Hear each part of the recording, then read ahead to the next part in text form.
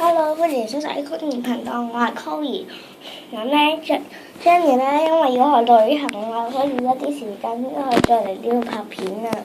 咁咧，我哋今日就會揾一個新嘅配方，就係用沐浴露去整拉麵膠嘅，但唔知會唔會成功嘅。咁首先咧，我希望大家可以採用呢種嘅沐浴露啦，呢種。咁咧，我哋首先要一個乾淨嘅容器，咁第一步就係要裝滿佢，裝落去啦。咁如果真係得嘅話咧，就始終都係用沐浴露整嘅啦。咁所以咧，你洗嗰陣可能會有啲泡泡嘅，咁但係乾就唔會有噶啦。咁之後我哋可以加啲水啦。然之後備份量應該係咁樣咁。如果你驚失敗嘅話，就可以加少啲水啦，咁就唔會嘥水。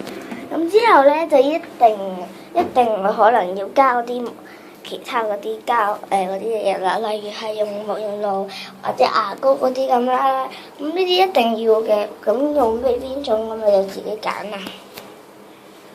用綠色呢隻嘅，咁呢隻都可以試下用嘅，呢隻就可以整到泡泡水嘅，都可以試下用嘅。呢隻個品牌名咧就叫做窩窩嘅，咁係咯。咁之後就一定要加白膠漿啦。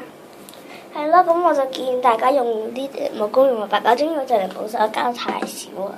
咁咧，如果你哋成功率高啲，想成功多啲嘅話，咁你就可以加多啲。之後攪拌一定唔少得啦，每次做呢啲都要攪罐噶啦。咁我哋就開始攪啦，好似得地咁樣咯。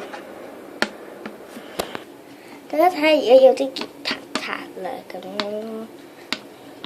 咁咧實際上係成功咗，咁等你咧再過一陣佢冇咁軟咧就成型噶啦。咁係咯，咁咯，咁咧係咯，純白色嘅而家。咁啊頭先一開始用呢都係全部白色嘅，咁佢係咁咯。而家就好軟嘅，應該好黐手嘅，見到嘅應該。咁如果你唔得嘅話咧，可能係你用錯咗品牌。咁下次可以試下再改良下都得嘅。咁係咁咯，而家好黐手啊！等佢硬一陣，佢就會成型噶啦。咁係咁咯，拜拜。